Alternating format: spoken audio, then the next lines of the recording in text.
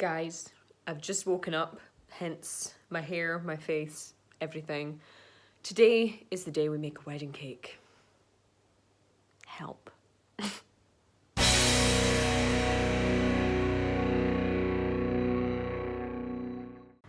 So these are the 6 ingredients that will be going into every cake. Obviously, you know, icing, frosting, whatever you want to call it, has a couple more ingredients, but this is the basis of each of the layers. So we have some flora. So this is margarine.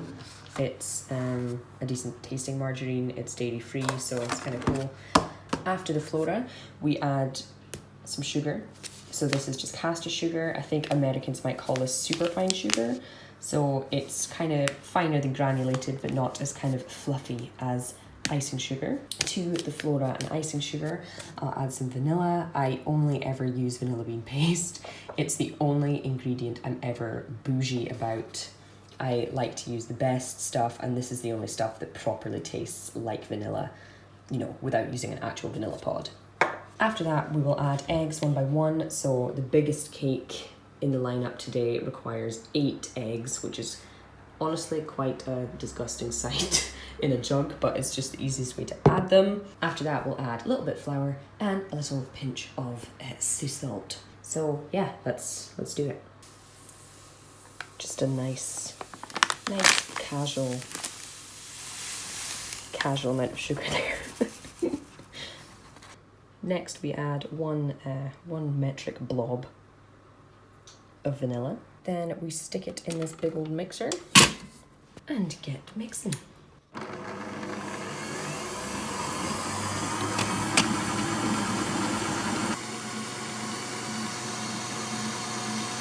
Once all the eggs are mixed in, we add our big old pile of flour.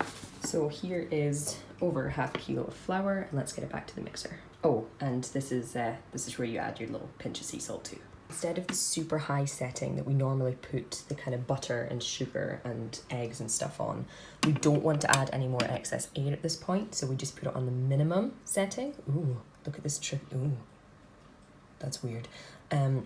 Basically, the more you mix flour, the more the gluten develops, and that can cause the cake to be chewy or dense or flat, because that's what gluten does. It's a big, strong, stretchy protein, so we don't want that. We want to mix this just until it's combined, and then we're going to get them into our cake tins. Our cake mixture is ready. As you can see, there is a lot. It fills almost this huge bowl. It's nice and smooth, it's thick, it's fluffy.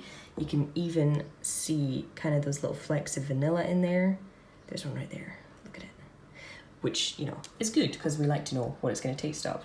So this is going to be divided between these 2 very wide, very deep 12-inch cake tins. They have been lined with a bit of greaseproof paper, and they've also been greased all over with this Dewbor, which is a kind of greaseproof pan spray, much quicker and easier to use than kind of rubbing it all over with butter and stuff like you might have years ago. So that's always handy. So yes, I'm going to divide this evenly between these 2. Then I'm going to bake them at 160 for 30 to 40 minutes. We'll see how it goes. Okay, so our first cake is officially baked, so I just need to leave it here to kind of cool down. You will see that my kitchen is very small, so we're gonna have to improvise on space a little bit today, but it's okay. So now it's time to return to the little kind of baking station and start on the 9-inch layer. So for this, I'm basically just gonna repeat exactly the same process, just with slightly less of each ingredient. Just gonna do it in the same bowl because, you know, it's exactly the same mixture and stuff. It doesn't need to be cleaned out each time. Okay, so we just repeated all the same steps, just on a slightly smaller quantity, and we now have 2 9-inch cake tins, a little bit less kind of disturbingly large than the 12-inch ones, and they're about to go in the oven and bake for like 25 to 35 minutes. Yeah, again, we'll see. Let's get them in. We have the big cakes are made, the bottom layer. They are kind of cool to the touch now, so I'm probably going to take these out and cool them completely. I've just taken the middle layer, which is the 9-inch cake layer, out of the oven. This one rose a bit lopsided, but that's fine because we trimmed the cakes down to make it all neat and straight anyway. Now it's on to my favourite stage, which is the tiny little baby 6-inch top layer is even smaller than my tiny hands. So, I'm gonna make this, then tidy up a bit because the place is already a mess, get everything washed. Then we're gonna start putting this ridiculous amount of butter in with a ridiculous amount of sugar and start making a lot of vanilla frosting to make this a cake. Excited, nervous, help. Okay, last cake in the oven. Time to clean up this mess. Okay, hello, hi, welcome back. I showered, I put on some slightly cleaner clothes. It's now time to make the frosting and then make the cakes into an actual big wedding cake. So let's get started. Apologies if I look absolutely horrendous in this light, by the way. My hair's not even dry, skin's probably a wreck, but you know what? You're not here for me, you're here for cake, so let's just get on with it, yeah. Basically, the main ingredients in any good buttercream frosting involve butter and an obnoxious amount of sugar. So I'm just gonna put these in my big old bowl. I'm gonna do like a kilo just now. It's a lot, it's really a lot. And then I'm gonna add in roughly double the amount of icing sugar, a little bit of vanilla, and just the teensiest splash of milk for a nice, simple, easy to work with vanilla buttercream frosting. Yeah. So I think I might just put the whole kind of recipe for this up. I don't know how many of you plan to make a gigantic 3-tier wedding cake anytime soon, but I'm gonna link the recipe and stuff in the description below in case for some reason you would like to put yourself through this much stress. Okay, so yeah, basically nothing particularly fancy. You just kind of tip it in there and then we're just gonna mix it all up into some frosting. Okay, our frosting is all nice and kind of whipped up. Let me just show you. So it's nice and fluffy, it's nice and white, you know, it doesn't look just like butter and sugar whacked together, even though that's exactly what it is. And you can see those lovely little flecks of vanilla through it, which means you know it's gonna taste good, son. Over here we have all the stuff that we're gonna use to start assembling. So this, first of all, if you are decorating any kind of cake, it's God, okay? This is a really cheap plastic turntable, but oh my word, it makes things so much easier. So we have this big beast, which is 14 inches in diameter. So our 12-inch cake is gonna sit on top of that. Then we're gonna dowel that cake. Doweling is just basically a word for kind of like inner cake scaffolding with these big, thick kind of plastic straws. Sorry, environment. And yeah, let's start that structural construction. Okay, so we have our turntable and our board, and we're just going to apply a little bit of that fluffy frosting on here.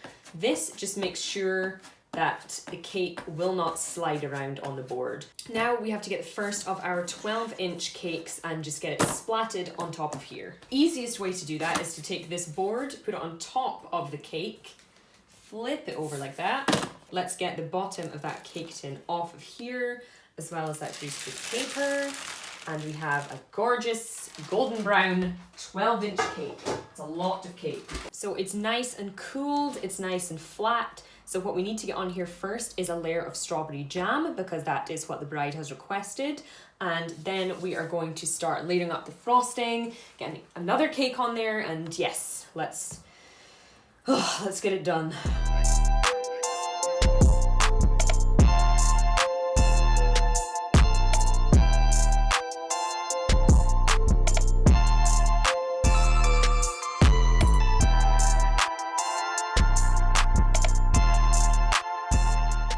So we have our first kind of nice, even, flat layer of buttercream on there, or as even or flat as I can make it. So all we need to do now is add the other 12-inch sponge on top of that. Then we can get some icing on that, dowel it, stack up, and repeat the process until we're ready to kind of finish it off. This part is always very stressful, but you know, you just gotta do it. So we're gonna flip that other 12-inch sponge on top, make sure it's nice and lined up and even on all sides. So now all we need to do is give this a rough coating of the frosting. It's obviously not going to be the finished product, but it just means that we can get most of the crumbs out of the way and get a nice kind of foundation for all of the rest of our frosting and decoration.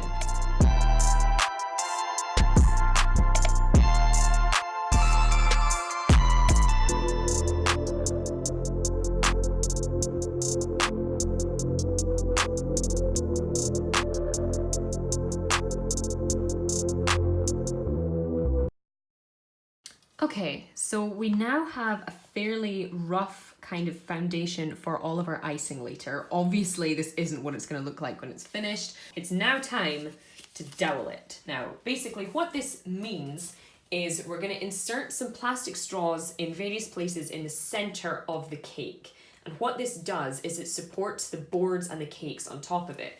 Because if I just put one cake on top of this cake, you know, it'll look good for about 10 minutes, but then the weight of this cake and the cake above it will just crush and completely flatten and sink into this cake, and it'll look terrible, and I'll be very, very depressed. So we're gonna cut these to size so that they're just the same height as the center of the cake, which will allow a nice kind of stable base for us to put this 9-inch board on top, which our 9-inch cake will sit on top of, and then we're gonna do the same for the 6-inch above it. We basically just pick 4 fairly central points within this big old cake, and you're just going to shove that big plastic rod inside there.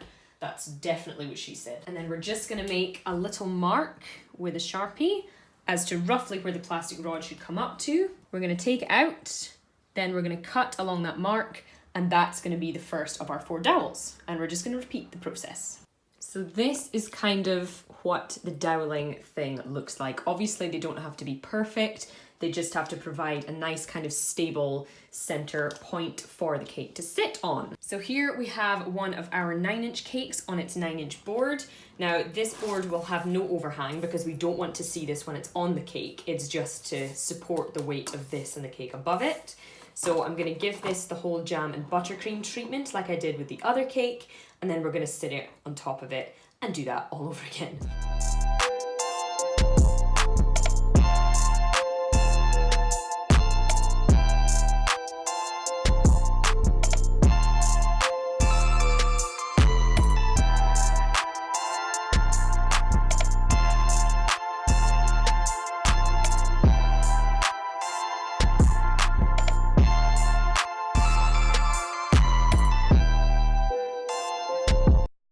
So I'm now going to stack the 9-inch on top of the 12-inch and then move that to one side and do the 6-inch. Okay, so little progress update. We are now all stacked and it looks pretty ugly, to be honest. So we have our 12-inch tier, our 9-inch tier, and our 6-inch tier. They're all nice and kind of straight and even if they don't look it because of all the disgracefully messy icing at the moment. And round here, we have our frosting. So we have the remains of the white buttercream frosting, and I've made up some blush pink frosting because the bride has requested a kind of ombre effect on the cake, so that's what we're going to go for. It's going to be a subtle one because when I did the test run, this pink got a little bit too hot pink and it started to look a bit too Barbie, which isn't the look we're going for. So about to take this, put it on this, and make it into a wedding cake. Oh, by the way, ignore this Rivita. That's what I use to prop my phone tripod up on so I can film it for you. Yeah, just a little bit of behind the scenes magic there. Anyway, let's go.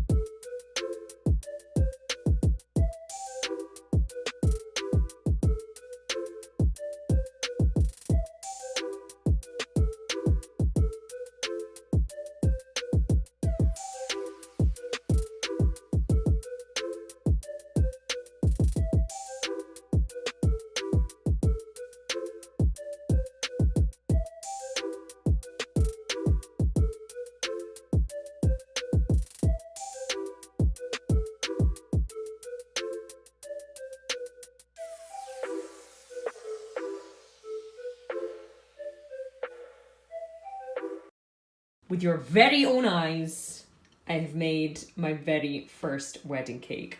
And I'm actually happy with it. We have some kind of blush pink layers here, which go nicely with this kind of rose gold board that I got. We have a kind of paler tier here and a nice all white tier up top. There's, as I said, going to be a Mr. and Mrs. topper goes in here, which will just make the whole thing really pop and give it an extra bit of height. Not that it needs any because it's pretty bloody big. And I've just added in these artificial gypsophila as well. So these are also going to feature I mean, the fresh version are going to feature in the bride's bouquet, and they're one of her favourite flowers, I believe, so she wanted them incorporated into the cake. Fresh flowers are a nightmare, especially when I'm not going to be travelling to the venue. The artificial ones really do the job and are a bit more hygienic too, so yes. Obviously not the neatest cake in the world. I am not a professional wedding cake maker, but for an ombre, white and blush pink ruffle effect cake with some artificial gypsophila, I feel like I've done pretty well. I'm quite proud. Do forgive me if I look even worse than I did before. I'm pretty happy, to be honest. I've done a trial run of this cake because I wanted to see just kind of how heavy it is, which is quite heavy. Obviously that's not perfect. Wedding cakes aren't my forte, so it's not as super neat as a professional might have made it, but I'm pretty happy with it. It's structurally sound. All those layers of vanilla cake and strawberry jam and that kind of whipped lovely vanilla frosting have held up well and they look okay. So basically all I need to do now is get it into its box without dropping it. And then the groom is coming to pick it up tomorrow morning. So the only thing that would really be left to film today is me tidying up, and I feel like you guys deserve some better content than that. So I think I am going to sign off there. Thank you so much for watching. I hope you enjoyed this video. Let me know if you'd like to see more kind of videos like this. Maybe not wedding cakes specifically, but other kind of, you know, day-to-day baking and stuff that I do. Yeah.